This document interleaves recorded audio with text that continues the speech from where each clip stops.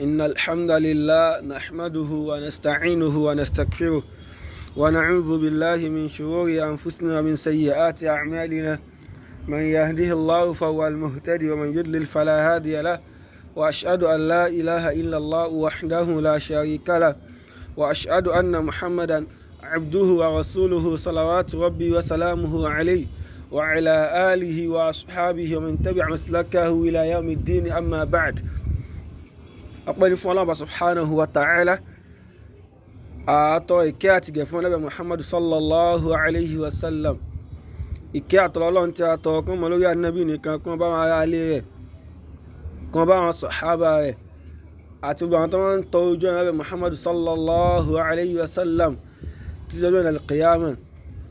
Eléyìí ni ìtẹ̀síwájú níbi tírà tí a ń ṣàlàyé fúnra wa, òun náà ni tírà at-Tawhid al-Muyassar. Àti bá àlàyé náà dojú ewé 38 tẹ́ kí bẹ́ẹ̀ láti máa gbé ní òní. Abẹ́lẹ́ Ọlọ́run subhanahu wa ta'ala kó ṣe àgbọ́yé ìmọ̀ ẹ̀sìn rẹ̀ fún wa. Eléyìí tá ń ṣàlàyé wa yẹn sọ fúnra wa, ìmọ̀ tawhidu ni ìmọ̀ Ọlọ́run ọba lọ́kan ni, tó yẹ sí pé tí ò bá ti dúró, béèyàn ń kírun, béèyàn ń gbààwẹ̀, béèyàn ń yọ zàká, gbogbo ẹ̀ ò ní dúró ni. Àfi kárí wípé tówó òun ní ìpìlẹ̀ tá a mọ nǹkan lé lórí, kárí pé ọ̀rọ̀ tawhidu wa ó yanjú. Eléyìí tó wá jẹ́ abala tí wọ́n bá wa sọ̀rọ̀ lónìí, òun náà ni al-wala wal-bara. Òun náà ni kí a nífẹ̀ẹ́ àwọn tó ń ṣe tọ́lọ́run ọba nítorí pé wọ́n ń ṣe tọ́lọ́run ọba, ká sì kórìíra ká bọ́pá bọ́sẹ̀ kúrò lọ́dọ̀ àwọn tí wọ́n ń ṣe kèfèrí sọ́lọ́run ọba subhanahu wa ta'ala. Eléyìí nínú abala tó jẹ́ sí pé àwa mùsùlùmí ti ta fọwọ́ yẹpẹrẹ mú jù, ó fẹ́ kó sínú rẹ̀. Ọ̀pọ̀lọpọ̀ wa ló yẹ sí pé ẹlòmíì gan nífẹ̀ẹ́ kèfèrí ju bó ṣe yẹ kó nífẹ̀ẹ́ mùsùlùmí lọ, tó dẹ̀ mọ̀ pé nìyí ó ń ṣe kèfèrí sọ́lọ́run ọba subhanahu wa ta'ala, ó ń balẹ̀ jẹ́. Àfáwa ní pé ta'rifuhu lughatan,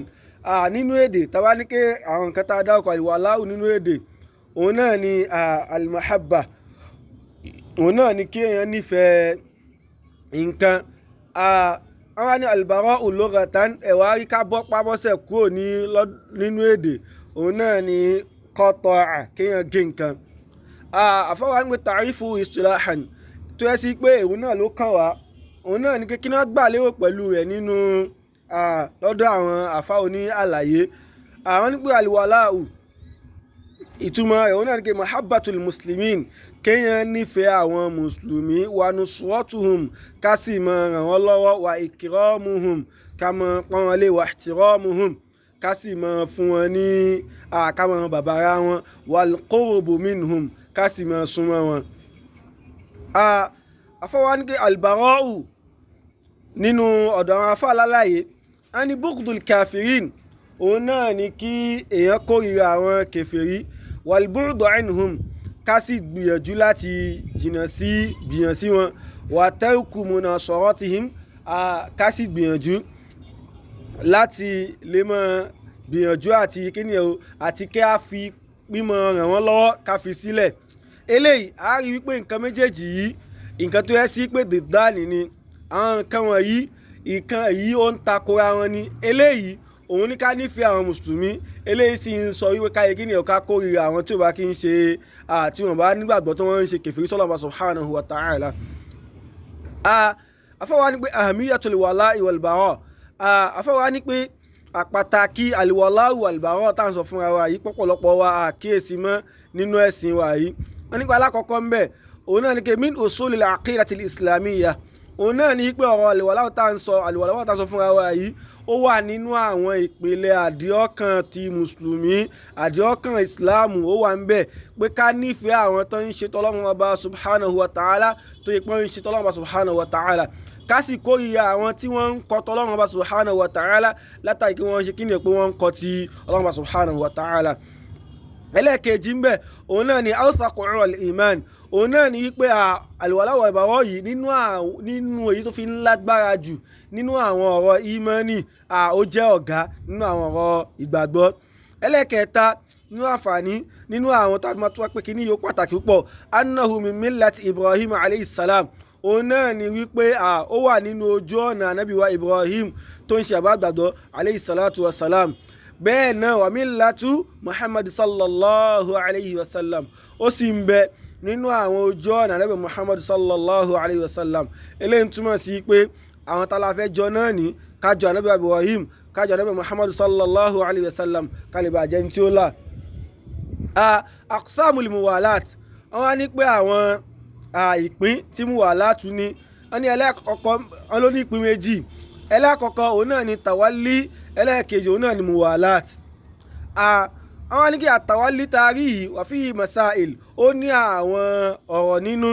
alákọ̀ọ́kọ́ ń bẹ̀ kí la gbà lówó pẹ̀lú rẹ̀ wọ́n ní mahabbatu shirk, òun náà ni wípé almuwalati òun náà ni wípé kí nìyẹn o àtọ́ ẹ̀pọ̀ òun náà ni àtàwálí òun náà ni ìtumọ̀ yẹn náà ni pé mahabbatu shirk kéèyàn nífẹ̀ẹ́ ẹbọ wà áàlì kéèyàn tún wá nífẹ̀ẹ́ àwọn tó ń ṣẹbọ wàlúkúfùrì kéèyàn tún wá nífẹ̀ẹ́ àwọn tó ń ṣe kèfèrí wà áàlì kéèyàn tún wá nífẹ̀ẹ́ àwọn aráalé ẹni tó ń ṣe kèfèrí. eléyìí nínú àwọn ìtumọ̀ tàwálí nìyẹn. nínú rẹ̀ òun náà ni nusratul kuffar, òun náà ni kéèyàn mọ àwọn kèfèrí lọ́wọ́ ala ahlil iman, kéèyàn mọ ràn wọ́n lọ́wọ́ lórí àwọn onígbàgbọ́. eléyìí nínú àwọn nǹkan tó ń túmọ̀ sí nínú àwọn nǹkan tí tàwálí túmọ̀ sí nìyẹn. hukmuhu ẹ̀wá rí ìdájọ́ kí ẹ máa ṣe nǹkan báyìí kí ẹ nífẹ̀ẹ́ àwọn kèfèrí kó tún máa ràn wọ́n lọ́wọ́ lórí àwọn mùmíní. wọ́n ní pé kufrun akbar, eléyìí tá a rí yìí sí kufrun akbar nínú ìṣe kèfèrí tó lágbára ni. wariddatun anil islam, ó sì ń túmọ̀ sí pé èèyàn ti ṣẹ́yí padà kúrò nínú ṣíṣe islam. ad-dalil àwa ní ẹ̀rí tó máa tọ́ka ẹ̀rí tá a fi mọ sọ̀pọ́ọ̀tì ọ̀rọ̀ tí a sọ fúnra wa yìí. wọ́n ní qawluhu ta'ala, òun náà ni ọ̀rọ̀ Ọlọ́run subhanahu wa ta'ala fún wa tó ní wa man yatawallahum minkum fa innahu minhum. Ọlọ́run subhanahu wa ta'ala ń sọ fún wa pẹ́nikẹ́ni tó bá mú wọn ní ọ̀rẹ́ ayò tó nífẹ̀ẹ́ wọn tó ràn wọ́n lọ́wọ́ lórí àwọn mùmínì fa innahu minhum, ẹni báyìí ó ti ń bẹ ní ara wọn ni. tó ń túmọ̀ sí pé tó bá ti ń ṣe àwọn nǹkan tá a kà fúnra wa yìí kó mọ rí pé ìsìláàmù òun ti láyé ní tòun náà ti ń bẹ lára àwọn tí wọ́n ń ṣe kèfèrí sọ́lọ́ba subhanahu wa ta'ala ni. ẹlẹ́ẹ̀kejì tó ń jẹ́ almuwalat, òun náà ni kí ẹ mọ mú wọn ní ọ̀rẹ́ ayò. wọ́n ní wà fi masail, eléyìí òun náà ní àwọn àlàyé ọ̀rọ̀ nínú. alákọ̀ọ́kọ́ mẹ́ ta'rifu wa dabituha, ó ní definition tá a gbà lérò pẹ̀lú rẹ̀ wa dabituha àti nǹkan tí wọ́n fi dé mọ́lẹ̀ fún wa. eléyìí òun náà ni mahabbatu ahlil kufur, òun náà ni kéèyàn nífẹ̀ẹ́ àwọn tí wọ́n ń ṣe kèfèrí wà ahli shirki, ká nífẹ̀ẹ́ àwọn tó ń ṣe bọ́ọ̀lì ajílì dúníyà látàrí wípé a rí i pé ayé wà lọ́dọ̀ wọn. eléyìí yàtọ̀ sí aláwọ̀ kan ṣàlàyé fúnra wa tó òun rèé òun èèyàn máa nífẹ̀ẹ́ rẹ̀ tó ipò ń ṣe kèfèrí, ṣùgbọ́n léèrè èèyàn nífẹ̀ẹ́ èèyàn rèé kèfèrí ní ṣùgbọ́n ìfẹ́ tí èèyàn ní sí látàrí wípé ẹnìyẹn rí pé ayé wà lọ́dọ̀ rẹ̀ ni. wala takunu ma'ahu nusra, ṣùgbọ́n ẹni tó bá ń ṣe kíni tó bá ń ṣe léyìí o kò ní mọ kún ẹni yìí lọ́wọ́. wà illa kana mina tawalli, torí pé wọ́n ti lọ́ ń kún lọ́wọ́ ti lọ́ ń ràn lọ́wọ́ lórí àwọn mùmíní, ẹni yìí ti bẹ́ sábẹ́ àtàwálí nìyẹn tó yẹ sí pé òun sì ré ìmọ̀ ń sọ nídìí kèfèrí ni. hukmuha ìdájọ́ rẹ̀ òun náà ni pé muharramatun, òun náà eléyìí náà wà rèé tó yẹ ká nífẹ̀ẹ́ wọn torí pé ayé wà lọ́dọ̀ wọn, gẹ́gẹ́ bí àwọn tó yẹ pé wọ́n ń gbọ́ bàrà àwọn tó ń play bọ́ọ̀lù tó yẹ pé àwọn tó ń play bọ́ọ̀lù yìí àwọn làwọn máa ń rí pé ẹni yìí ẹni àpọ́nlé ni, tó máa ń gbé wọn gẹ̀gẹ̀ tó máa ń mú wọn bíi pé ẹni yìí ni wọ́n, tó wáyé pé wọ́n nífẹ̀ẹ́ wọn tó pé ayé wà lọ́dọ̀ wọn. irú àwọn ẹni báyìí àbẹ́ni tó yẹ sí pé ó ń kọrin náà ni àbó ń ṣe nǹkan bàjẹ́ mi náà ni táyẹn wá ń rí tán wá ń gbé wọn gẹ̀gẹ̀, eléyìí náà rèé sìn èèwọ̀ ni. àfáàfin ni pé ìdájọ́ rẹ̀ muharramatun, òun náà ni pé èèwọ̀ ni o wa kabiratun min kaba'ir dhunub, ó sì jẹ́ nínú àwọn ẹ̀ṣẹ̀ tó tóbi nínú àwọn ẹ̀ṣẹ̀ tó tóbi. eléyìí náà ó yẹ kí a gbọ́ ẹ̀rí ọ̀rọ̀ tí a sọ yìí òun náà ni ọ̀rọ̀ Allah subhanahu wa ta'ala tó sọ fún wa ní suratul Mumtahina. Ọlọ́run bá ní pé ya ayyuhal ladhina amanu, Ọlọ́run ní mo pè yín olùgbàgbọ́ la tattakhidhu aduwwi wa aduwwakum awliya. Ọlọ́run ní pé ẹ̀yin olùgbàgbọ́ òdodo ẹ má mú ọ̀tẹ̀ èmi Ọlọ́run ọba tálọ́tọ́ Ọlọ́run ọba ẹni tó ń kọ àṣẹ Ọlọ́run ọba tí ó ṣe Ìsìláàmù tó tún wá ń ṣe kèfèrí sọ́lọ́run subhanahu wa ta'ala. Ọlọ́run ní ẹ má mú ọ̀tá mi wa aduwwakum àti ọ̀tẹ̀ ẹ̀yin náà awliya, ẹ má mú wọn ní ọ̀rẹ́ ayò tulquna ilayhim bil mawadda tẹ́ ẹ mọ̀ wá fi ìfẹ́ láńlá ẹ mọ̀ fi hàn sí wọn. Eléyìí nínú àwọn nǹkan tó yẹ kí a gbìyànjú láti jìnnà sí ni. Àfáwà tẹ̀síwájú wọn ni madhahiru muwalatil kuffar nínú àwọn àpẹẹrẹ tá a fi mọ̀ wípé tá a fi mọ̀ lè fura sí pé ẹni yìí ti ń kó nífẹ̀ẹ́ àwọn kèfèrí ó ti ń mú wọn ní ọ̀rẹ́ ayò pàápàá jùlọ torí ilé ayé tó wà lọ́dọ̀ wọn. Wọ́n wá ní nínú rẹ̀ òun náà ni àtàṣàbùhù bihim fil malbas wal kalam òun náà ní wípé kí ẹ mọ múra bí wọn gẹ́gẹ́ bí wọ́n ti rákọrin tó ẹ́ pàkọrin kèfèrí tí ó jáwọ́ nǹkan kan kí ẹ mọ lóun náà fẹ́ jọ kó mọ múra bí irú rẹ̀ wal kalam kí ẹ tó a mọ sọ̀rọ̀ mọ́ ṣe ń sọ̀rọ̀ bóyá orí pé ó nífẹ̀ẹ́ ẹni tó yẹ kèfèrí nínú àwọn tó ẹ́pẹ́ àwọn tẹ́pọ́n jẹ́ aláyé náà ni ó wá ń sọ̀rọ̀ bí wọn àbó ń múra bí wọn eléyìí tí ń fi ìwà jọ wọn nínú àwọn ìran muwalatil kuffar tó yẹ sí pé èèwọ̀ ni ẹ̀ṣẹ̀ ńláńlá sí ni. nínú rẹ̀ òun náà ni asáfáwí ila biladihim òun náà ni kí ẹ mọ ṣèrìn àjò lọ sílùú wọn lè gárọ̀ dé nọ́dà látàrí pé ẹ fẹ́ lọ gba fẹ́ ń bẹ̀ kọ́ ní ká ìlú àwọn kìnnì kan ni mo fẹ́ lọ wà mut'atun nafs lábẹ́ rẹ̀ òun náà ni pé kí ẹ mọ ọ̀gá mi fẹ́ fi gbádùn ara mi ni eléyìí nínú àwọn ìran pé yẹn ti ń mú wọn ní ọ̀rẹ́ ayò torí ayé ni. ẹlẹ́kẹta al-iqamatu fi biladihim òun náà ni kí ẹ mọ gbé nílùú wọn wa adamul intiqal minha ila biladil muslimin kí ẹ mọ àtẹ àmọ súnra kì pé ó wù mí kí ẹ mọ gbé láàrin àwọn mùsùlùmí kí ẹ mọ gbé láàrin wọn kó tún máa yọnu sí kó mọ dunnú sí látàrí kó dẹ̀ mọ̀ pé kí ní yóò ń kó bá ẹ̀sìn ẹ eléyìí nínú àwọn ìran muwalati wọn ni. ẹlẹ́kẹrin bẹ́ẹ̀ àtàríkù bí tàríkì khususan kí ẹ mọ jẹ́ pé déètì wọn ni àwọn gbé káàkiri tó yẹ sí kẹta wọn bẹ́ẹ̀ lọ́kọ́ bẹ́ẹ̀ pé kí ni déètì ìjì alọ́wọ́ ẹlòmíì gan kò ní mọ̀ ó tó yẹ pé ó ti yẹ pé àwọn gangan gbogbo nǹkan tó ń ṣe ló ti há sórí gbogbo àwọn nǹkan wọ̀nyí